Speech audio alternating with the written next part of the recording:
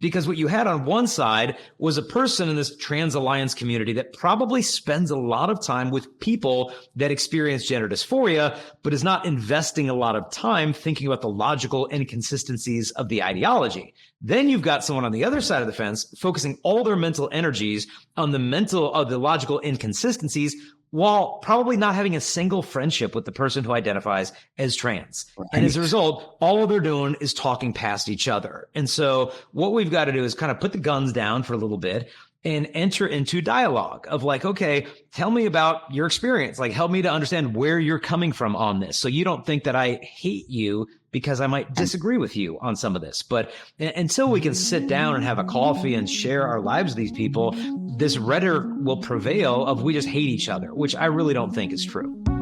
Welcome to the Huntley Leadership Podcast, helping leaders be a positive catalyst in the people they support, the organizations they serve, and the communities they live.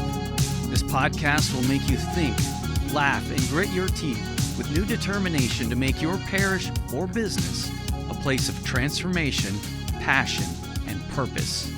If you're still breathing, you are powered for impact. Hello and welcome back to the Huntley Leadership Podcast. I hope you have a coffee in your hand, your notebook, and you're ready to take some notes. Today's going to be an incredible conversation. My guest today is Jason Evert. Jason does a lot of work in the area of human sexuality, and his latest book is titled Male, Female, Other, a Catholic Guide to Understanding Gender. Jason, welcome to the show. Thanks for having me back on. You're welcome. You're welcome. What have you been learning? I know you travel a lot, really bringing both truth and hope and mercy to places all over the world, really. But what have you been learning that made you decide to write this book? I think what I learned is how little I knew in my travels the last 26 years. I've seen a lot of stuff go on with the culture of young people in the high schools and universities, but something took place in the last 5-10 years or so. Honestly, I didn't see coming of just this hockey stick acceleration of young people wrestling with their sexual identity. And they'd come up to me after the assembly and say, hey, I'm bi and non-binary. How do I tell my mom that? And it's like, okay, well, we've got these new questions to navigate. And we've got parents coming up to me and saying, hey, I'm going through a custody battle with my ex-husband, and he's wanting my daughter to transition, and I lost custody, and now they want to have this gender-affirming surgery for my 16-year-old daughter, and I'm devastated, and what can I do?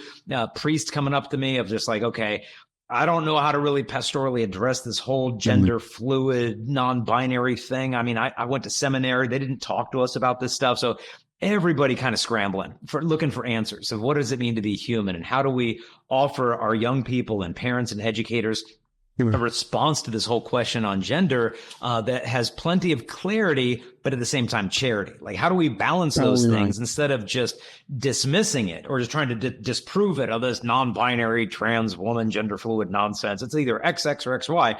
We need a better response than just trying to win an argument. And so that was the fuel behind the book. That's a beautiful motivation. It's such a pure motivation because it's going to take some intellectual fuel to sit down, to process it, to think it through, and not just come to snap decisions that can bring so much division, because we want to love people, right? We want to connect, we want to understand, and we want to be faithful to what God has revealed to us. And so break this down for us. How are you tackling this, and give me some insights? Yeah, well, one girl came up to me 2 weeks ago at an assembly, and she said, I told my mom I'm non-binary, and she got angry at me, and we got in this big fight. And I said, okay, well, let's go back to that conversation. And we're going to try it a second time, only I'm going to be your mom this time and you be you. And I want you to explain to me non-binary, but you're not allowed to use the word non-binary. Now go. And she said, okay, well, I want to be able to do things that mostly boys do. And I want to be free to be able to do some of the stuff that girls do too, and not have to always like what girls like and always like what boys like, but be somewhere in the middle to have my own interests and hobbies and the ways I want to express myself. And I'm like, I'm tracking with you. And I'm like, you know what? Your mom would not have a difficulty with any of what you just presented. The challenge is we don't have in our vocabulary anymore words like tomboy. And so what we've got to do is come up with these new words like non-binary. And for a lot of adults, it's like, what? No, you're a girl. Get over it. And it's like, okay, you're missing that this young person is searching for a vocabulary that resonates with their lived experience of feeling hemmed in by these overly rigid gender stereotypes. And they're finding freedom and a sense of identity in these new emerging gender identities. And it's like, wait a minute, your identity isn't just a rebellion against stereotypes. Because if that's who you are, then you're actually allowing the stereotypes to define you, of saying like, look, I don't fit into this box of what culture says woman is. And so then I'm just not part of the club. And so I guess I'm not a woman.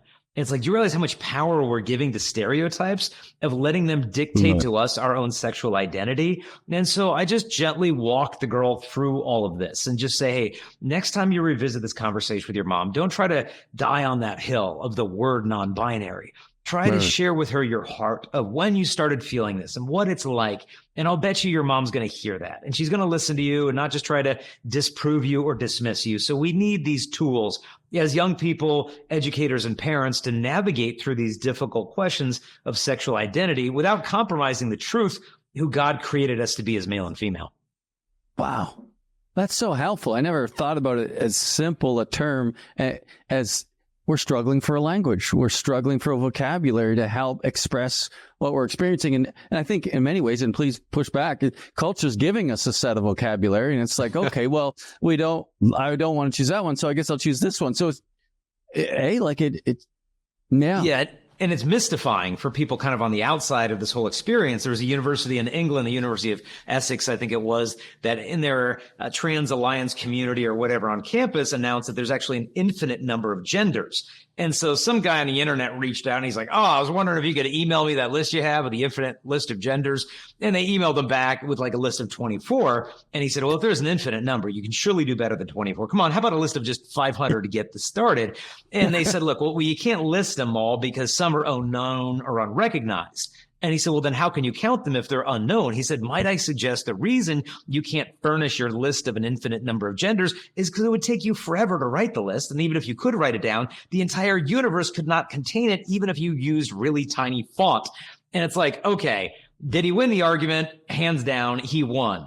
But is anybody better off for this whole exchange? No. Because what you had on one side was a person in this trans alliance community that probably spends a lot of time with people that experience gender dysphoria, but is not investing a lot of time thinking about the logical inconsistencies of the ideology. Then you've got someone on the other side of the fence focusing all their mental energies on the logical inconsistencies, while probably not having a single friendship with the person who identifies as trans. Right. And as a result, all they're doing is talking past each other. And so what we've got to do is kind of put the guns down for a little bit and enter into dialogue of like, okay, tell me about your experience. Like, help me to understand where you're coming from on this. So you don't think that I hate you because I might disagree with you on some of this. But until we can sit down and have a coffee and share our lives with these people, this rhetoric will prevail of we just hate each other, which I really don't think is true.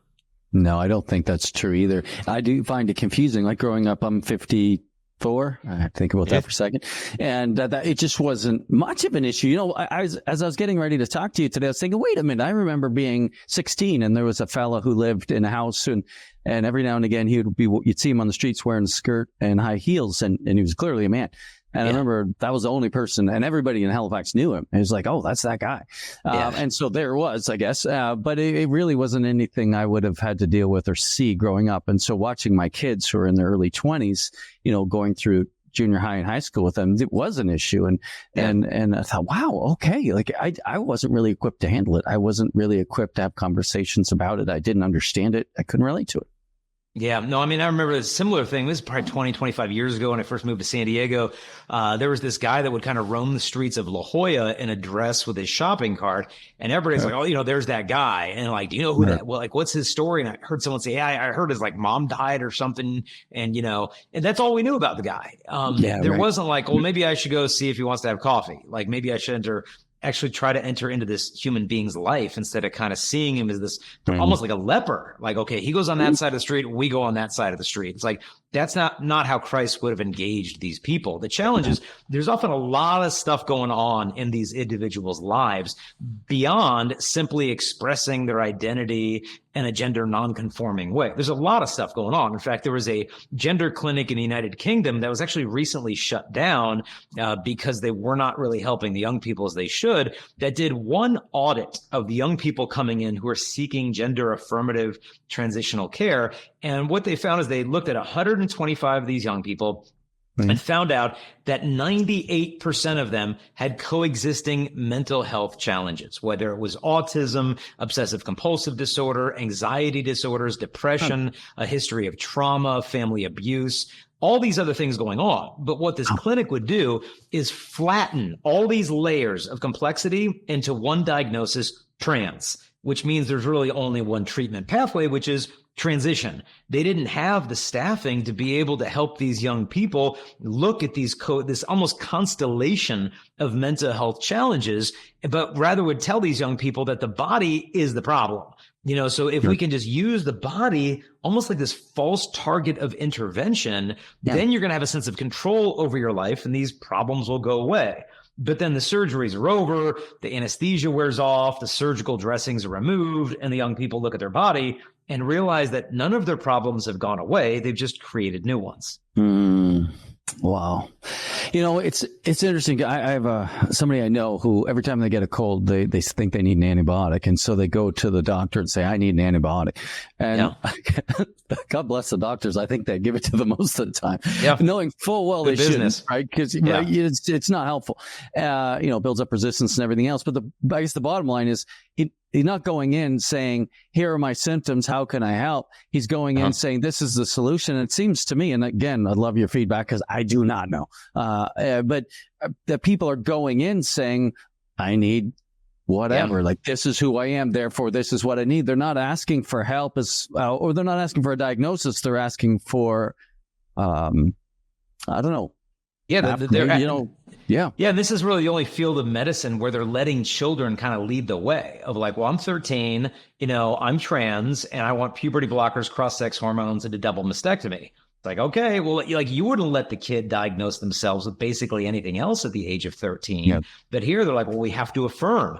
It's like, wait a minute, are we actually affirming the person or are we affirming dysphoria? And that's what's going on is we're actually contributing to a mental illness instead of actually treating it. I know one anesthesiologist who told me he's already informed the other doctors at his hospital. Don't even approach him if you want him to give anesthesia to a patient undergoing one of these procedures.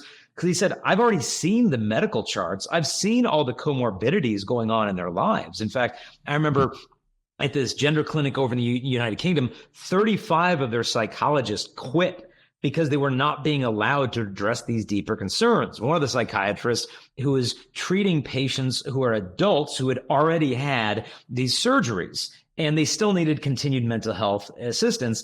And then he was also treating another group of adults who wanted to surgically transition in different kind of patient populations. And he had an idea, well, what if I brought these two groups together? These post-operative individuals and the pre-operative individuals. And I gave them an opportunity to spend time together, in a controlled setting and a counseling group.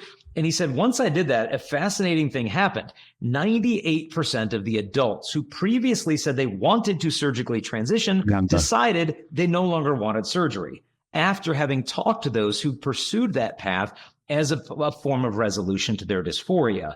And so if you've got 98% of adults desisting after spending time with those who had transitions, it's kind of an indication this is a false treatment pathway. And some people say, well, no, there are people who go through the surgeries and they say it's the best thing that ever happened to me. And this was a great decision and I'm happier afterwards than I was before. What do you do with those cases?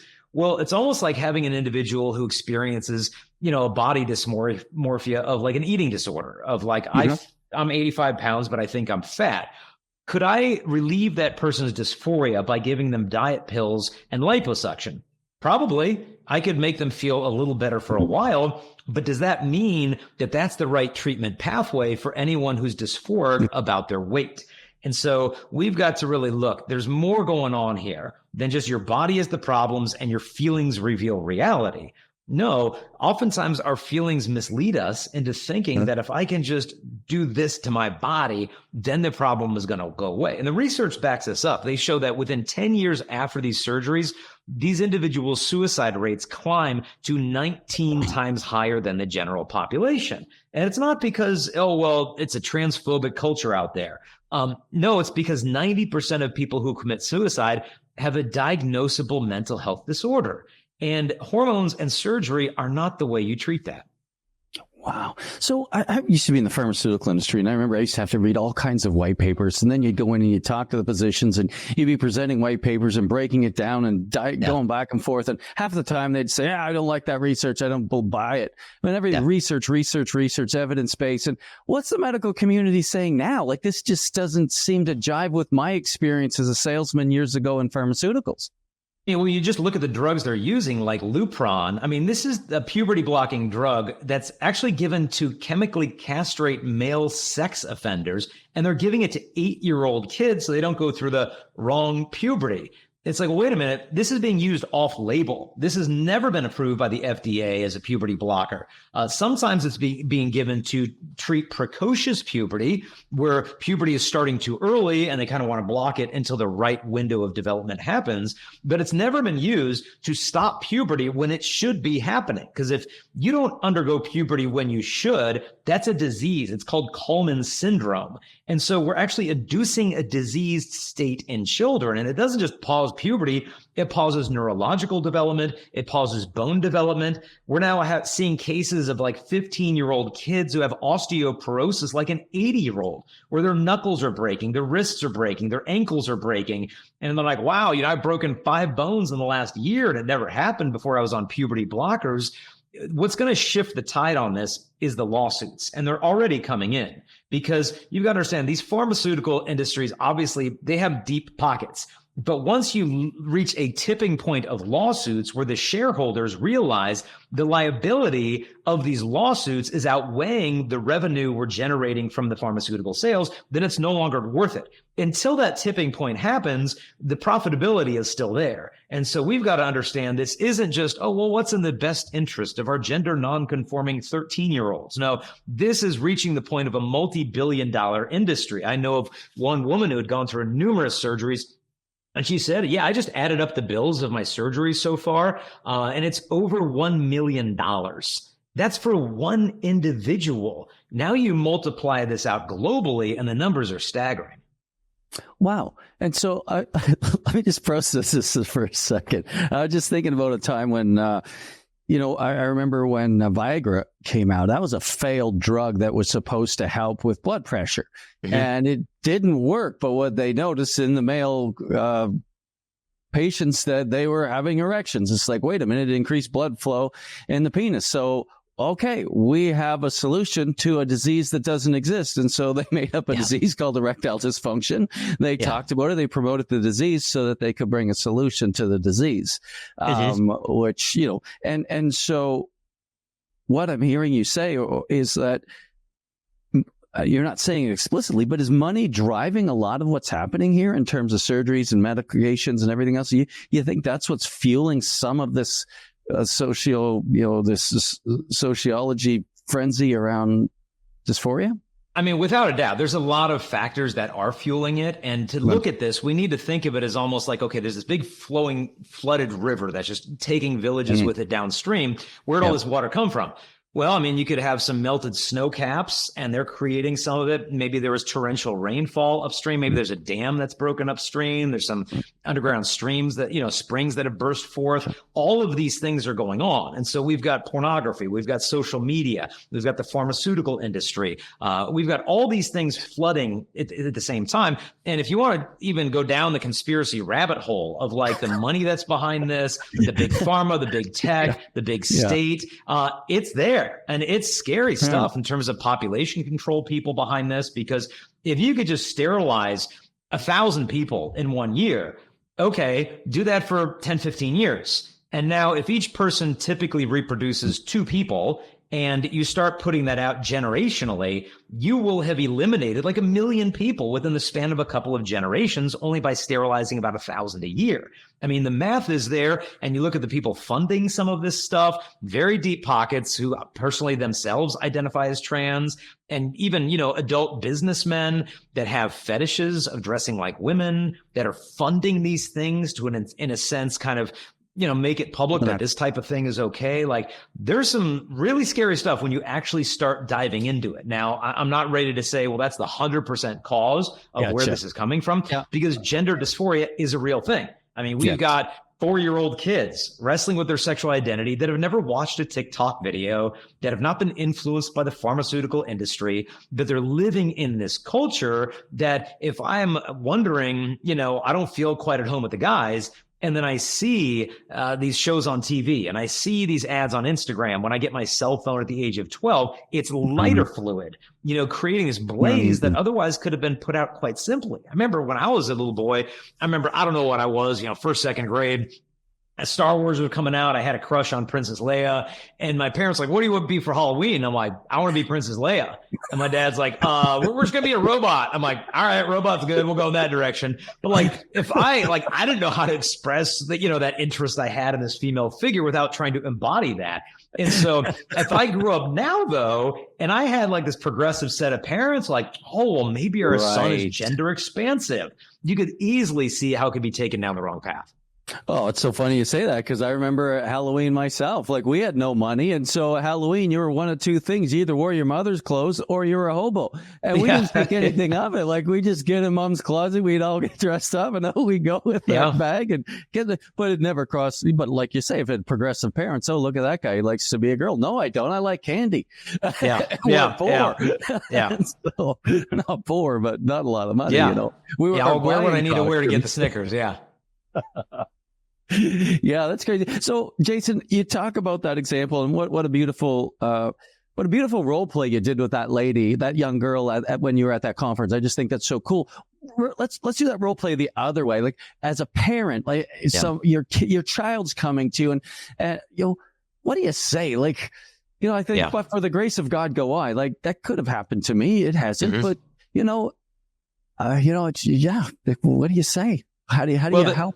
The key is what you say is you listen. And what I mean by that is the first thing I would say is, like, let's not freak out here. Let's not try to win a debate in 5 minutes and pull out the science textbooks and say, look, you're XX. That's what it is. No, you say, wow, like, thank you for trusting me with that information. I'll bet you it was really scary for you to tell me that, because you've probably been thinking about telling me for a while, but afraid that I'm going to freak out and yell at you and take away your friends and your phone and everything. Tell me, like, when did you start feeling this way? How long has this been going on? What types of things trigger the dysphoria? Is it the clothing? Is it the social expectations? Where are you learning about this from? Is there a particular influence on Instagram that you've been seeing, an influencer? What about friends at school? Or like, where have you learned about this? And asking them questions. Well, can you explain to me your understanding of gender without referencing gender stereotypes? What do you mean by that? And so we're asking them these challenging questions. Like I said, we'll explain non-binary without using the word. We're going to gently ask them and lead them towards the truth by asking them the right questions. Because one of the best indicators of the mental well-being of individuals who experience gender dysphoria is the connection they have with their families. And if the parents freak out and scream at them and just ground them for the rest of their natural life, obviously not a good approach. And the parents obviously love their child, but their parents are puzzled. Like, what the heck is this? Where did this come from? What are you talking about? You never had this growing up. And then all of a sudden you say you're, gender fluid. And it's understandable, because sometimes it's something called rapid onset gender dysphoria. And that term came from a woman named Dr. Lisa Littman, who is not a conservative, right-wing, transphobic person. This is a person who worked for Planned Parenthood, very progressive, but started noticing this trend within the clinical literature that a lot of the people that are identifying as trans are not historically what it used to be, because we've got more than a century of clinical literature on the subject, and it's very clear. It predominantly affects boys and middle-aged men. But then in the last decade and a half, we've seen this massive inversion of the sex ratio and an astronomical rise of adolescent females identifying as trans with no pre-existing history of gender dysphoria as children. And they typically will go to a public school, typically have more progressive parents. They tend to be upper middle class Caucasian. don't have much of a history of dating and spending a lot of time on social media and are at a school where a handful of friends will come out as trans or non-binary. And before you know it, I'm trans too. And there's a social contagion element that they were seeing. And so now this doesn't describe everybody, but it does describe a sizable chunk of the population who identifies as trans. Now, others within the trans community don't like the ROGD label because like, wait, that doesn't resonate with me. I didn't choose this because of some adolescent girl on TikTok. I've been wrestling this since I was 6 years old, and that was the 1980s before we'd had phones. And so this is not a label that identifies everybody, but it does identify a sizable chunk of young people who are influenced socially by this. All these new emerging labels that seem to resonate with them when they don't feel like they are finding their identity and their community and their mission within the church. And all of a sudden they hear these labels like, yeah, that's what I feel. I'm asexual because I think sex is disgusting because all I've ever seen of it was what those kids showed me in junior high around the cafeteria table on their cell phones. And that was so repulsive as a 15-year-old girl. I want nothing to do with that. I must be asexual. It's like, wait a minute. Again, you're looking for something that resonates with your lived experience. And some of these new labels are offering them this. And so we've got to be able to walk with them through this of like, yeah, we need to kind of listen, what I would say, to gender dysphoria with reverent curiosity, because there's an underlying ache or need or trauma very often that isn't being addressed. I remember one boy coming to me and say he's trans. We started talking. And it turned out he had 2 older sisters, 2 younger sisters, and the parents just fawned over the girls, just doted over them. But he was like the black sheep of the family. And I said, well, do you think if you were born a girl, you would have been loved the way your sisters are loved? And he said, I know I would have been. And to me, it's like, okay, here we are. His ache isn't to be female. His ache is to be loved. But he saw female identity as his pathway to the affirmation he never received from his parents. And so we've got to listen to the deeper stories instead of just diagnosing the kids, you're trans.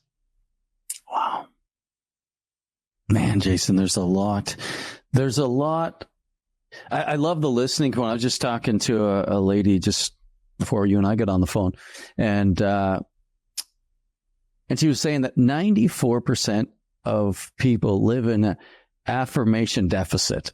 She was talking about leadership coaching and just the whole idea of understanding your strength themes and all this stuff, and starting to have a language to understand how you're fearfully and wonderfully made in the image of God. And as you start to process that, as you start to unpack that, you start to realize, oh, this is how I was created. This is who I am. And isn't that cool? And when you have a coach to help you with that, it's like a superpower. It's like, yahoo! Like, I know who I am. I know why I'm here. And sometimes as we do that in leadership, we can help other people understand that too. And then we can work better in teams. And almost, I'm just linking those two things together in terms of families and kids. Sometimes it can be hard to connect with your kids in a meaningful way. They don't talk a lot, especially boys. So, not helpful.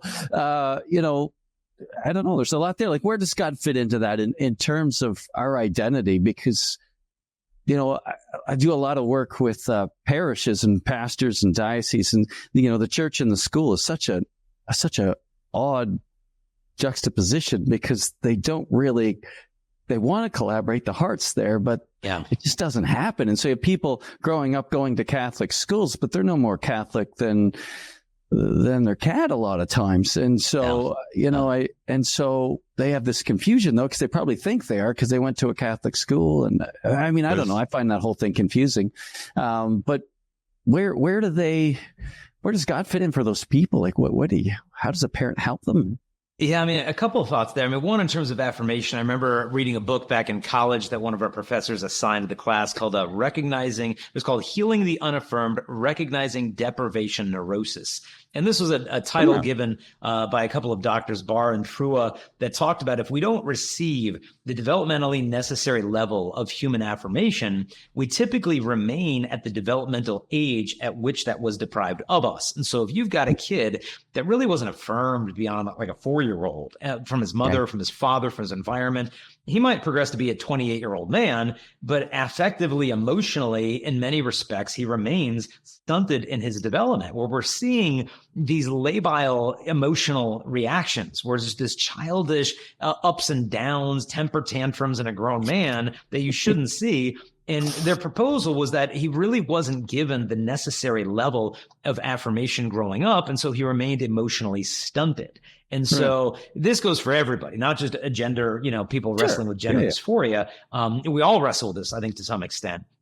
But in terms of where God steps into the equation, I think God really is the only one who gets these individuals. And what I mean by that is even if you're part of like some GLAAD or Spectrum Alliance or like gender affirming club on campus, they could commiserate with you to a level of what it's like to live with that feeling of disconnect. But really only God is the one who knows like the tears that have landed on your pillow in the middle of the night when no one else was around and you felt like even your family didn't understand you, your school didn't understand you, you didn't even understand yourself. Like he was the one there in that darkness. And you read kind of the Psalms of the Old Testament where it's the soul crying out to God of like, my one companion is darkness. It's like those are the moments that you think that God is gone, but he's the only one that's actually with you through all of that. And so just to know that God sees you and he knows you're suffering and he knows you didn't choose to feel this way, and know that you're not a walking abomination to God because you wrestle with your sexual identity. A lot of the people are plagued by this shame that they're forever displeasing God because they don't feel at home in their body. Like, why did he do this to me? I didn't sign up for this. I didn't ask for this. And they think that they're condemned to hell because they experience gender dysphoria. And that's why Christians need to really lean in with love and compassion and listening instead of just winning their hot little debate points to score some more points on an Instagram. Like, no, we need to actually listen, enter in, and journey with these people because they're not really looking for someone who has all the answers. They're looking for someone who can walk with them through this, knowing that it's not going to be some overnight fix. The dysphoria, even if you pray a lot, might not go away. And it might even be a part of the journey that God's inviting you on. And it could take some time. And we don't know if it's going to go away. But your holiness is not measured by your ability to resolve your dysphoria. That's not how holy God thinks you are. Like, well, I've been praying about this for 2 years. I'm still dysphoric. I must be displeasing to God. Actually, you're exercising heroic virtue in this. You're actually living the mass. Like, you're saying in your own body, this is my body given up for you, God. I don't understand these feelings, but I trust you. And I trust that you have a plan for my body, even though it's a cause of distress for me. And so many individuals can ascend great levels of sanctity, even if their dysphoria never resolves. And they need to hear that message that like there's room for them in the church to navigate through this difficult question. And we understand it isn't just something that might go away. It could go away. And like 80 to 95% of the time for children, it resolves on its own by the time they finish puberty. That's why it's such a bad plan to just jump into all these puberty blockers, because usually it'll go away, but sometimes it doesn't. And we need to have a realistic understanding of that so we can walk with these individuals in truth and love.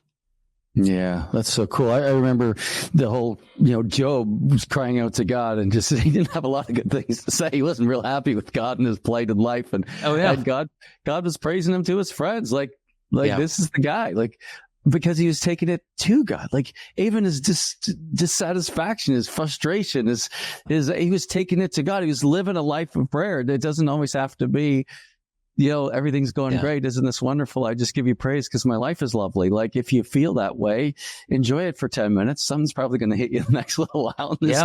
Like, welcome to the human experience. It's tricky. Now, Jew, I think to myself for parents, because again, in the work that I do in churches, one of the number one things pastors and leadership teams say to me is that we just have to connect with those school parents. Because like if 5% go to church, that's a massive amount of Catholic church school or Catholic school people that go to church. 95% of them don't even go to church. And so, poor principals and teachers are wrestling with these issues. Parents all of a sudden start wrestling with issues, but very few of them are wrestling with faith. It's not been an active part of that conversation that they have with their kids and stuff. So as parents, what's your advice to them? It's like, crud, I put them in a Catholic school. I thought that would be good enough. I don't know what to do. We don't pray. We don't go to church. We don't have a relationship with Jesus. What do you say to them? Yeah, the parents are not only the primary sex educators of their kids, they're the primary evangelists of the kids. And the challenge is a lot of parents didn't have their own set of parents who are evangelistic in nature, so they don't really know where to begin. So they just, okay, I'll sign the kid up for Catholic school and that should take care of everything. It's like, no, this isn't some like little daycare. for the faith. And it's like, you drop them off, we'll teach them their alphabet and send them home. No, they've got to see this with their own eyes. They've got to receive the faith by osmosis at home, as opposed to compartmentalizing their faith. Oh yeah, that's hour 3 of school when I'm in the religion department. It's like, no. This needs to be something that permeates their life. And so it's got to begin with Sunday Mass.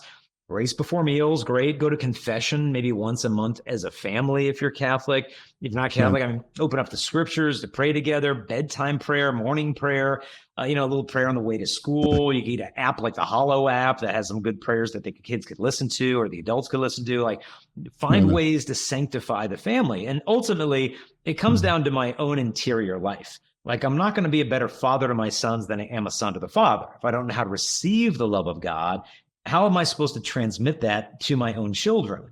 And so we've got to realize, instead of like, oh, how do I fix those kids? It's like, am I taking my own interior life seriously or not? I mean, Pope John Paul II, when he was a young boy, his mom died, his brother died. And he said, I remember after my mom died, he said, my father's life became one of almost constant prayer. He said, sometimes I would wake up at night, I'd look in my father's room, and I'd see him kneeling on the floor, just kind of lost in prayer. And he learned from that, like, men pray, like men take their interior lives seriously. I remember talking to a friend of mine. He's like, oh, do you remember Matt from college? I'm like, yeah, I remember the guy. I didn't know him well. He's like, yeah, I was just talking to him the other day, and he told me that we were having a deep conversation. He talks about it. He gets up at about 4:30 every morning. So he's got 2 hours of morning prayer before his wife and kids wake up. So he knows the game plan spiritually for the family for the day. And I was like, wow, like, I get up a little early for prayer, but it ain't that. It ain't 2 hours. And I've been ruminating on that, like, for months in that conversation of like, do I take my own prayer life seriously enough? Or am I just expecting God to fix my kids because I don't want to do the heavy lifting? Amen. And that's a great call out to fathers too. Like, boy, we can really support each other and help each other to grow in holiness and begin to wrap our heads around this stuff. Because when we do, man, it's such a blessing to our whole family. Like, we got this. Like, come on, just saying, come on, we got this. Like, let's do this. Let's not let our family down. It's too important. And that's not to say that people who are families that are close to Christ and celebrating the sacraments, kids may not go through this. So that's not what I'm saying, because I'm sure that happens too. But anyway, it's such a helpful book. So what's your hope for this book? And I know too, and I just want to say this, I hope everybody goes and gets the book, male, female, or other. And it's probably a great conversation starter for families, but this can be used in churches, like, discounts if you buy in bulk. Like, I mean, holy jumpins, like, I hope everybody reads this, because we have to have these conversations with love and truth and charity, right? Yeah. So how we broke down the book is the top 18 questions or claims made by gender theorists of, gender is a social construct, and puberty blockers are helpful, and surgery is harmless, and you should use a person's preferred pronoun, and just all these different things that we hear. I was at a university in Wisconsin, and it's mandatory for every student who wants to graduate the university to take a whole semester in gender studies. Doesn't matter if you're going to be an engineer, a nurse, a secondary education professor, whatever. You got to sit in a whole semester of this stuff. And for a lot of these students, they're sitting in a classroom just imbibing this message of like, well, there aren't two sexes. Sex itself is a spectrum. And it's like, because like, okay, I don't even know how to respond to all this. But if I raise my hand and object, then I'm labeled as this transphobic bigot and I'm going to get shouted down. So I'll just shut up and nod my head. They have no idea how to respond to these claims in an intelligent manner. And so the book has got more than 1,000 references in the endnote section of peer-reviewed scientific journals that dive into these issues. So you're able to respond with clarity and charity. It gives pastoral advice. Well, what if my kid's wrestling with this? Or personal advice. What if I've got gender dysphoria? What does God think about me? Right. And so it dives into all these really tricky subjects and walks you through. But it was a challenging book to write because I finished like 15 books. I think, okay, I'll read 15 books on it, combine that with my pastoral experience. I'll be ready to go. I finished those. I'm like, I haven't even scratched the surface. Like, I need to read 5 more books on endocrinology, 5 more on pediatric medicine, 5 more on psychology, 5 more on Marxism, on feminism, on anthropology, spirituality, psychology. And after reading about 20,000 pages of literature, felt like, okay, now I'm in a better place to kind of speak into this subject because at the end, man is a mystery. And you don't just need to look at it from a psychological perspective, but a spiritual, a theological, anthropology, medicine, all these different angles. And so that's what we try to do in the book is to give resources to individuals educators, parents, priests. And so, like you said, we offer it in bulk because we want schools to give this out, parishes to pass it out. Because, like you said, it's not just like these liberal parents struggling with this. Like, no, I know very devout Catholic families who've done everything right, that had one kid that just went totally off the rails. Like, wait a minute, we raised you the same way we raised your sibling who became a priest. And now you want to transition and marry someone of the other gender who's transitioning to your sex. Like, what do we do wrong? Like, don't beat yourself up. I mean, I like to think of St. Teresa of Lisieux. She became a saint. Her mom was a saint. Her dad was a saint. And her sister got kicked out of Catholic boarding school 3 times for behavioral problems. And I love it. Okay. We have free will. And so don't beat yourself up as a parent. Maybe get the resources, and it'll help you to give the language that you need to better understand your child, your nephew, coworker, or whatever. Jason, thanks for making the time to care so much for the church, for the work that you do, that you would do all that research, synthesize it so that you can equip parents like me and people that are wrestling with this stuff so that we can engage in it in a way that we can listen to each other and learn and grow and hopefully surrender it all to Christ and do everything we can to live a holy life. Man, you're awesome. I appreciate you. Oh, thank you for having me on. That's terrific. And thank you for listening. I appreciate what you're doing in the roles of leadership that you have. I hope that you do take the time to go to Amazon and buy that book, or go to Chastity Project and take a look at the other books that Jason and his team have written. They're just so helpful as we deal with the mystery of human sexuality. It is a place of incredible truth and joy and exploration. And I just think, done with a lens of faith, it's the ultimate journey. So thank you so much for listening, and we'll see you next time. I want to encourage you, as you lead this week, be faithful to God and generous to others. See you next time, and remember, if you're still breathing, you are powered for impact.